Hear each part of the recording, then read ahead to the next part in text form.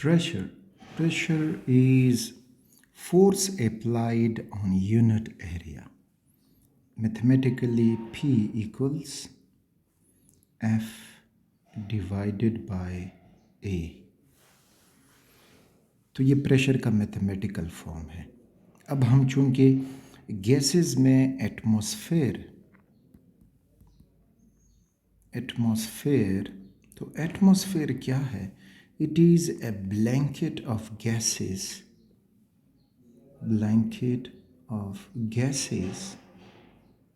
Around earth.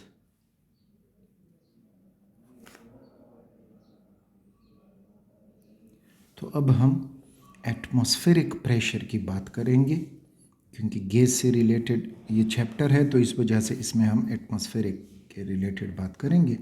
So A blanket of gases around earth. तो अब यहाँ पे ये होगा कि ये जो फोर्स है P is equal to F divided by A, यानी एयर जो है वो एक क्रॉस सेक्शनल एरिया पे कितना प्रेशर लगाएगा, जिसमें नाइट्रोजन गैस भी है, ऑक्सीजन गैस भी है, कार्बन डाइऑक्साइड गैस भी हैं, प्लस अदर गैसेस भी हैं. तो अब अगर हम एरिया इसके लिए ले लें 1 मीटर स्क्वायर, यानी इसका मतलब ये कि हम ये सारा एरिया 1 मीटर इसका विड्थ हो, 1 मीटर इसका जो है वो लेंथ हो, तो इस जगह पे हवा का कितना प्रेशर लगेगा, तो ये कहलाएगा 1 एटमॉस्फेरिक प्रेशर. और अभी हम ये डिराइव करेंगे कि ये कितना प्रेशर यहाँ पे लगेगा 1 मीटर स्क्वायर एरिया पे. अब जो ये 1 मीटर स्क्वायर पे एयर होता है, this is 1 metre square area. इस पे जब एयर जो प्रेशर लगा रहा है तो वो एयर का जो मास है वो बन जाता है mass of air is equal to 1039.3 kilogram. यानी ये एयर जो यहाँ पे प्रेशर लगा रहा है इस एरिया पे. अब एयर का फोर्स मालूम करना चाहते हैं कि फोर्स अब इसका कितना होगा. तो we know that force is equal to ma. तो इसमें वैल्यूज़ जब हम लगाएंगे दैट इज़ 1039.3 किलोग्राम और acceleration due to gravity is 9.8 metre per second square. तो इसकी कैलकुलेशन करके हमें मिल जाएगा कि force of the air on this area, तो वो हो जाएगा 10, 10, 13, 25 जब इनको मल्टीप्लाई करोगे, और kilogram metre per second square. ये हुआ total force of the air on an area of 1 metre square. Force का जो अपना यूनिट है दैट इज़ न्यूटन, तो इसको हम लिख सकते हैं कि 101325 न्यूटन. ये हुआ total force of the air exerted on 1 metre square area. अब ये प्रेशर में जब हम इसको कन्वर्ट करेंगे तो we know that pressure is equal to force over area, unit area. तो फोर्स जो है वो हमारे पास है 101325 न्यूटन डिवाइडेड बाय एरिया जो है दैट इज़ 1 मीटर स्क्वायर. तो हो जाएगा 101325 न्यूटन पर मीटर स्क्वायर. तो ये हुआ प्रेशर ऑफ द एयर, इतना 1035 न्यूटन पर मीटर स्क्वायर. अच्छा, न्यूटन मीटर इसका SI यूनिट हमने इस्तेमाल किए हैं, तो इस वजह से इसको हम पास्कल से भी रिप्रेजेंट कर सकते हैं कि 10, 13, 25 pascal, which is the SI unit for pressure. Blaise Pascal जो फ्रेंच साइंटिस्ट था, उसके नाम से ये याद किया जाता है। अब एटमॉस्फेरिक प्रेशर को नापने के लिए जो एक साइंटिस्ट था, उसने बैरोमीटर इस्तेमाल किया, और बैरोमीटर इस्तेमाल करने से उसने जो है एटमॉस्फेरिक प्रेशर मेजर किया। उस साइंटिस्ट का नाम जो था, दैट वाज इवेंजेलिस्टा टोरिसेली। तो टोरिसेलियन बैरोमीटर के शीशे का एक tube which is 100 centimeter long, which will be equal to 1000 millimeter, और इसका जो क्रॉस सेक्शनल एरिया होगा, ये उसका लेंथ हुआ, इसका जो क्रॉस सेक्शनल एरिया है दैट इज़ 1 सेंटीमीटर स्क्वायर। अच्छा, इसको एक और कप में इन्वर्ट करके रखा गया और इसको मरकरी से फिल्ड हुआ, और ये कप भी मरकरी से फिल्ड है। अब अगर सी लेवल हो, यानी सतह समंदर, और वहाँ पे आप ये एक्सपेरिमेंट करोगे और साथ में टेम्परेचर हो 0 डिग्री सेल्सियस, तो ये जो मरकरी कॉलम है ये नीचे आता हुआ यहाँ पे रुक जाएगा, और उसको अगर देखोगे तो वो होगा 760। तो मीन्स कि अब यहाँ पे ये क्यों रुका? क्योंकि बाहर जो एयर है that is pressure of air, वो इस कप पे लग रहा है।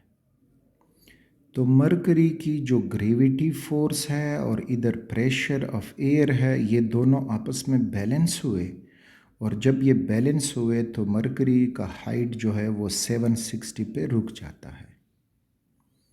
तो इस प्रेशर को कहा गया 1 atm 1 एटमॉस्फेयर, यानी 1 atm atmosphere is equal to 760 centimetre of mercury या 760 मिलीमीटर ऑफ Hg।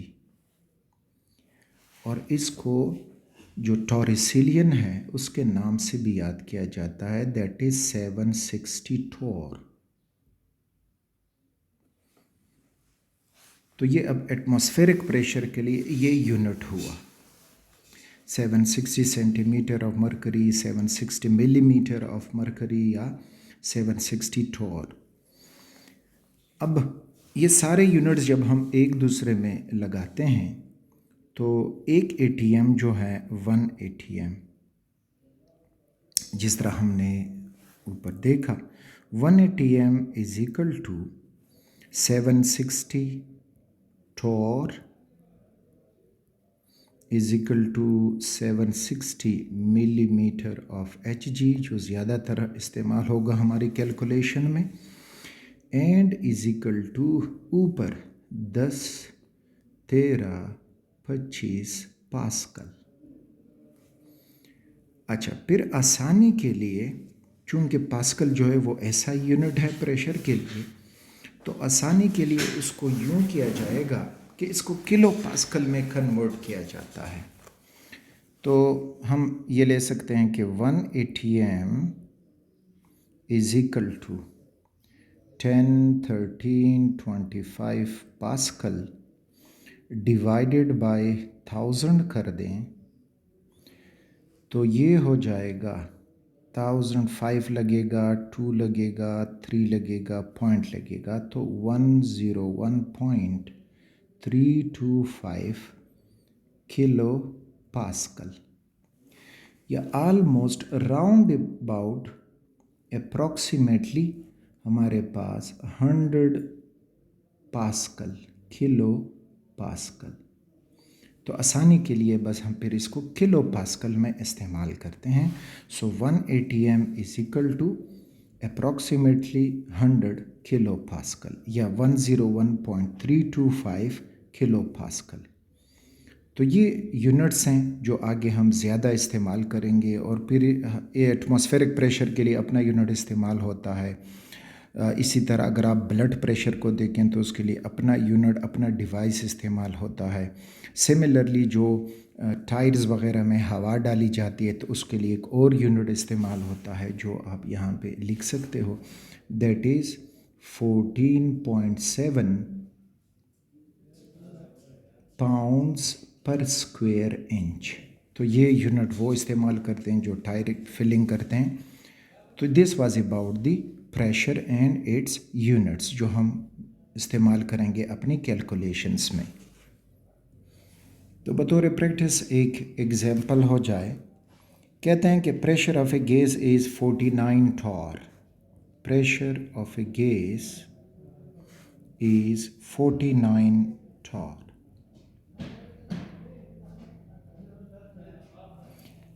और इसको कन्वर्ट कर दें both in atmosphere and pascal, यानी यहीं प्रेशर ATM में कितना होगा और यहीं प्रेशर पास्कल में कितना होगा। तो इसको सॉल्व करने के लिए आपको रिलेशन याद होनी चाहिए। उन ही रिलेशन को याद रखते हुए आप इसको इजीली सॉल्व कर सकते हो। अच्छा, तो अब जब हम इसको सॉल्व करेंगे ATM में, तो ये जो है it is 49 torr divided by 1 लिख दें, मल्टीप्लाइड। इधर अब आपने लिखना होगा कि टॉर और ATM में अपना रिलेशन कौन सा था, लेकिन टॉर को नीचे लिखना होगा, ATM को ऊपर लिखना होगा। तो we know that 1 ATM is equal to 760 torr, ताकि टॉर टॉर एक दूसरे के साथ कैंसिल हो जाएं। तो ये टॉर टॉर के साथ कैंसिल हो जाएगा और ये इसके साथ मल्टीप्लाइड होके 760 पे डिवाइड होके, तो you will gate 49 divided by 760 और इज इक्वल टू ATM ऊपर रहता है तो वही यूनिट हमारे पास रह जाएगा। और इसको मल्टीप्लाई करके we will get 6.447 into 10 power -2 ATM। तो इस तरह से 49 torr will be equal to 7.447 into 10 power 2 ATM। अब इसको पास्कल में कन्वर्ट करना है। तो पास्कल में कन्वर्ट करने के लिए फिर लिख दें कि 49 टॉर डिवाइडेड बाय 1 मल्टीप्लाइड। यहाँ पे अब पास्कल और टॉर इनका रिलेशन लिख दें।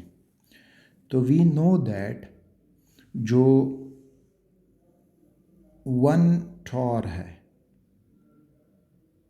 760 torr, sorry it's not 1 torr, 760 torr is equal to 10, 13, 25 pascal. Torr torr के साथ फिर कैंसिल हो जाएगा और हमें मिल जाएगा कि ये इसके साथ मल्टीप्लाई होके 49 multiplied 10, 13, 25 pascal divided bye 760। This is 760 और ये डिवाइड होके मल्टीप्लाई होके हमें आंसर मिल जाएगा। The answer is 6.5327 into 10 power 3 pascal. तो इस तरह से ये पास्कल में कन्वर्ट हुआ। तो जस्ट इसको सॉल्व करने के लिए हमें वो रिलेशन चाहिए थी कि एटीएम और टॉर्क का आपस में क्या रिलेशन है, पास्कल और टॉर्क का आपस में क्या रिलेशन है। या एक और मेथड से ये जो हमने इसको पास्कल में कन्वर्ट किया, तो इसको आप एटीएम, जो ऊपर एटीएम है उसको भी आप कर सकते हो।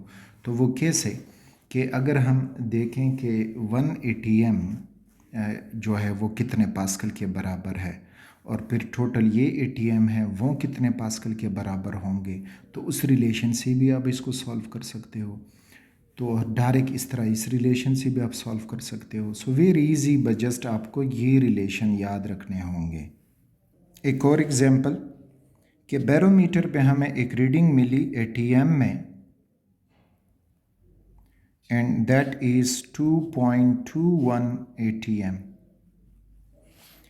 कहते हैं कि ये वैल्यू आप कन्वर्ट कर दें into torr and pascal. Torr में इसको कन्वर्ट कर दें और पास्कल में इसको कन्वर्ट कर दें। तो अगेन सॉल्यूशन के लिए जब हम जाएंगे तो हमें पहले ये याद होना चाहिए कि what is the relation between ATM and torr and ATM and pascal. तो लिख दो कि 2.21 एटीएम